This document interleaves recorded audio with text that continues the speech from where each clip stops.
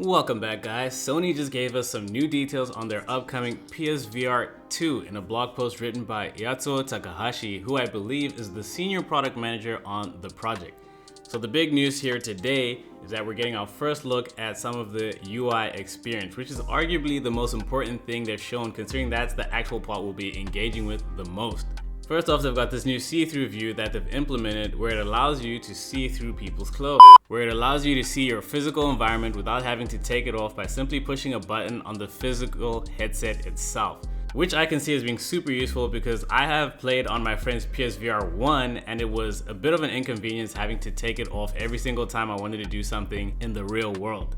What's definitely cool about this is that you can use it to map out your room and set out your own boundaries at any time so that you can end up not being like certain individuals on the internet. Oh, he did? And to achieve this, it obviously uses the cameras on the headset, but they also made a point to tell us that it's only for viewing and not necessarily recording. It has no recording functionality. Now, looking at the system UI, we can see that it's pretty much identical to the PlayStation 5 for that consistency.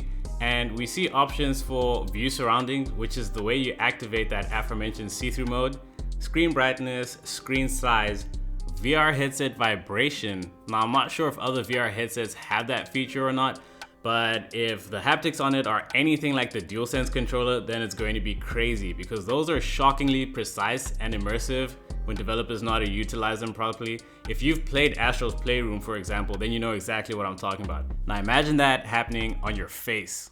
Then the option to set play area like we went through already, and lastly, we can adjust the visibility. I'm not entirely sure what that means. Maybe they're talking about some kind of transparency mode similar to AirPods, but instead of sound, they're talking visually. There's also a broadcast mode for showing your reactions to the games you're playing while you're streaming or just uploading gameplay if you have a PlayStation 5 HD camera already. And the last thing that they mentioned is the VR mode and the cinematic mode, which basically allows you to watch regular 2D content on your headset, but as if you're basically like watching on a large theater screen or just a large screen in general, which is perfect for those nights where you're watching educational content. VR mode is a 4000 by 2040 HDR video format, which works out to 2000 by 2040 per eye with 90 Hz and 120 Hz frame rate being supported.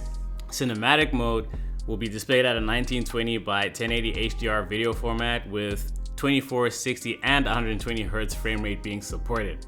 And yeah, guys, that's pretty much all we get for now. I'm still hoping we get a proper huge launch event for, game announcements and all of that, and not these like, random little drip feed blog posts. But hey man, something is better than nothing. And as usual, if there's anything specific you want me to cover, let me know. Guardians of the Galaxy videos resume tomorrow, if not today, and I'm out.